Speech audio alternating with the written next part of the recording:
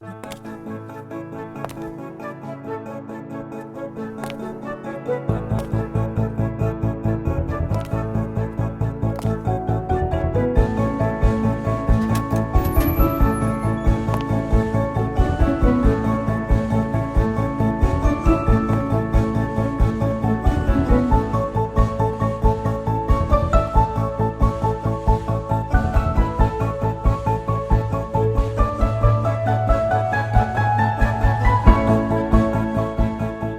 Estúdio Alessandra Ferrari, ele nasceu através de um sonho que, na verdade, não era nem meu, era da minha irmã, e ela me convenceu a vir para a área da beleza. O primeiro salão nós começamos em 98. E eu lembro assim que a gente não tinha condições, entendeu? A gente não tinha tanta cliente. E ali eu comecei a olhar, e do lado da casa da minha mãe, nós tínhamos um tio que ele tinha um salão. E esse salão era um boteco, era só alugado para boteco. E eu olhei pra ela e disse, por que não aqui? Ela falou, pelo amor de Deus, a gente não tem condições de reformar esse salão. Eu falei, não, mas a gente dá um jeito, a gente começa por aí mesmo. E ali foi. Ali foi o nosso primeiro empreendimento. Era um boteco, gente, portas de correr, entendeu? Balcão de bar, aqueles azulejos antigos, aquele banheiro simples. Nós não tínhamos uma condição de comprar coisas muito grandes, né? Tipo cadeiras, lavatórios.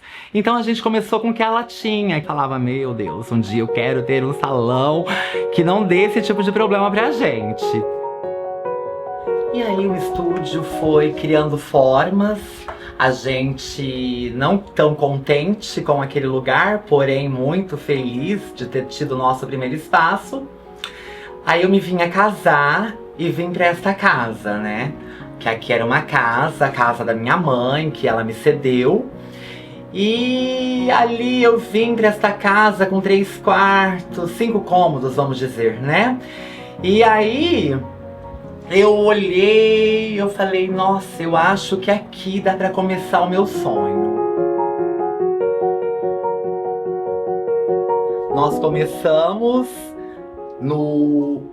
quebramos o alpendre e juntamos com a sala. E aí, tipo assim, as pessoas começaram a passar, começaram a ver. Nossa, elas começaram a crescer. E eu, tipo, sempre buscando, né, o moderno, buscando tendências. E ali as pessoas foram conhecendo e foram me dando oportunidade de conhecer o meu trabalho. Uma coisa que sempre a minha mãe me faz lembrar e me faz admirar foi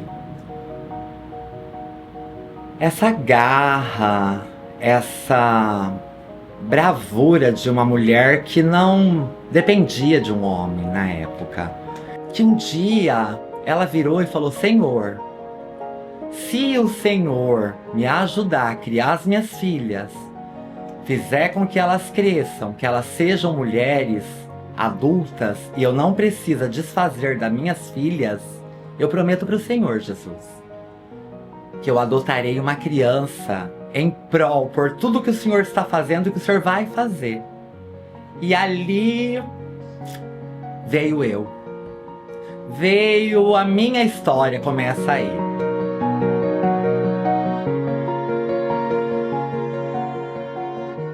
Eu cheguei pra falar a verdade, nem um dia, com horas de vida pra ela. E ali foi se passando, eu fui crescendo, e fui me conhecendo. E ela, desde sempre, ela sempre abriu o jogo comigo. Ela tinha tanto medo de eu me revoltar, de eu não aceitar, que desde que eu me entendo por gente, tipo 2, 3 anos de idade, ela falava, olha, a mãe precisa de te falar uma coisa. A mãe não te gerou, mas a mãe é sua mãe de coração e vai ser pra sempre sua mãe de coração.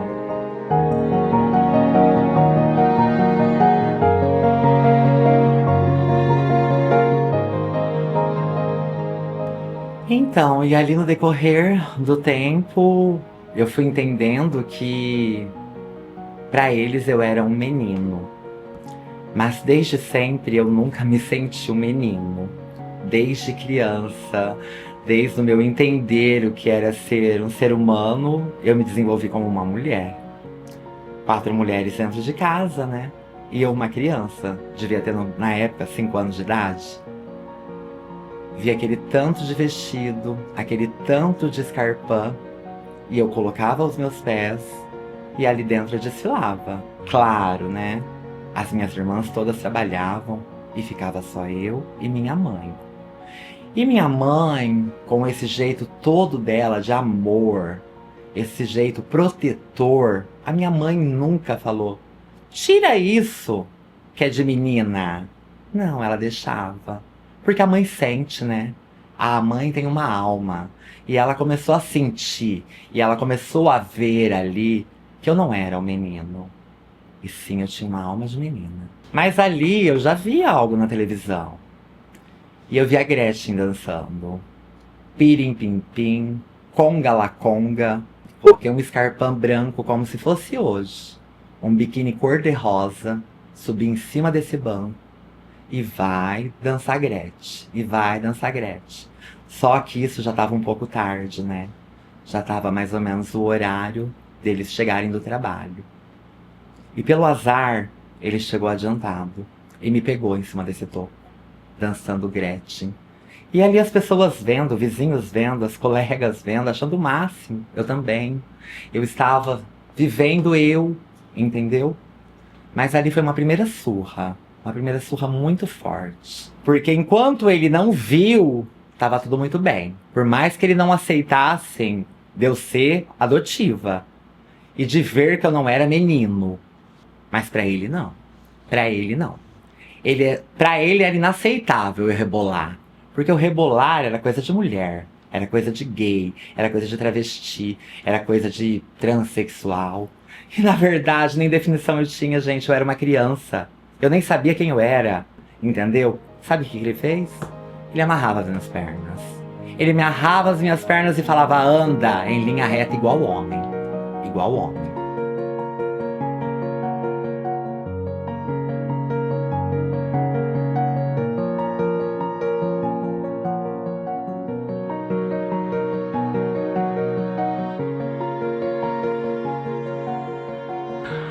A minha mãe, como sempre, aquele amor louco, aquela mulher que derrubava o mundo pela minha vida.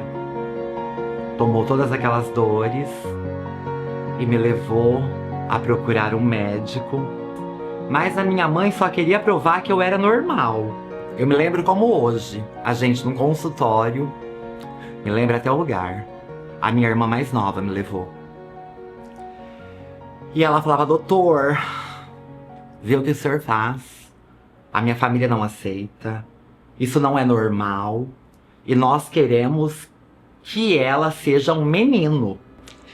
E eu só me lembro desse doutor falando: não, não tem como. Não tem como, porque o genes é isso, tal, explicando pra ela sobre a física, sobre toda a coisa da medicina. O que era, o que não podia fazer, mas mesmo assim elas insistiram. Eu lembro que eram umas injeções hormonais. O médico simplesmente disse: vocês não sabem o que vocês estão fazendo com essa criança. Que a minha estrutura óssea era para 1,73 m e eu estava no padrão correto. Tava tudo muito perfeito, que eu não tinha problema algum. De repente, explodiu. Esse hormônio que não virou nada, que não fez nada, simplesmente me afetou na parte do crescimento. Hoje eu tenho 1,95 m de altura, que era pra ter tido 1,73 m. Então elas desafiaram a medicina. E por conta desse desafio, quase eu venho a óbito. Porque se não corre, essa explosão chegaria a 2,20 m. E foi o que ele disse. Eu avisei vocês o que poderia acontecer. Vocês quiseram fazer. Vocês quase mataram essa criança. E além da altura, veio a obesidade, porque foi uma bomba de hormônio, né? E esse hormônio me chegou a fazer pesar 220 quilos.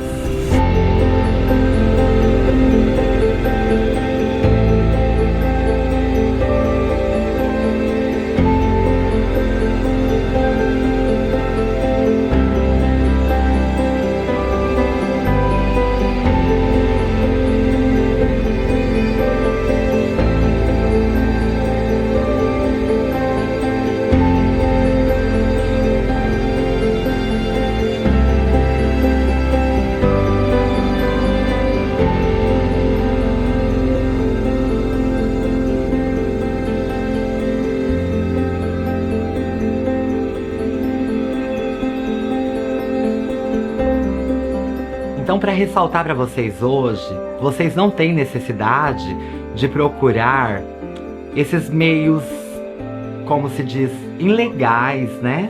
Porque hoje aqui em São José do Rio Preto, nós temos a Saúde T, onde você pode fazer a sua hormonização correta com médicos que estão ali para te dar suporte, para que você consiga a fazer algo saudável para sua vida, entendeu? Para que vocês não procurem esses meios ilegais, tipo bombadeira, silicone industrial, até porque eu vejo quantas meninas foram embora. Nem todas as cidades têm esse lugar que nós temos aqui em São José do Rio Preto, que é a Saúde T. Mas, independente se não tenha na sua cidade, procure um ambulatório médico e se informe como que faz, como que você chega até aqui. E algo muito importante, não só para vocês meninas trans, mas para a população geral. Antigamente nós não tínhamos tantos meios de prevenção. O que nós tínhamos era a camisinha, né? E muitas pessoas ainda ignoram o uso da camisinha. Mas a gente não pode esquecer que a camisinha é um preventivo. A principal coisa que vocês devem fazer é se prevenir, para que vocês não possam ocasionar problemas na saúde de vocês. Então deixo bem ressaltado, quem se ama, se cuida. Então procure a UBS mais próxima e vai ver os meios preventivos que temos hoje. Porque é o que eu digo, hoje nós temos vários meios. Depois desse descobrimento dessa PrEP, dessa PEP, por favor, né? Vamos nos cuidar? Nós tínhamos uma mania, né? A mania da família. De todos os domingos, ou era Silvio Santos, ou era Manchete. Ali estava a Roberta Close. Roberta Close falando da sua trajetória. Sabe a luz no fim do túnel? Foi a minha vida. Ali eu comecei a olhar aquela mulher falando da sua trajetória, da sua história. E eu fui falando, sou eu. Eu encontrei alguém que está falando quem sou eu, porque até então eu não sabia quem eu era. Eu comecei a criar forças, E nesse meio todo, eu não tinha um nome definido. Porque Alessandra, ele é meu sobrenome. Eu sempre fui apaixonada e sempre admirei este nome forte, Alessandra. Mas ali faltava algo. Faltava mais alguma coisinha para que fortalecesse mais esse nome. E assim, me veio Ferrari. Ferrari, pra mim, Alessandra, é uma máquina. É algo que todo mundo sonha, mas nem todo mundo pode ter. Então isso começou a me fortalecer. O dia que eu falei, o meu nome é Alessandra Ferrari, as coisas mudaram.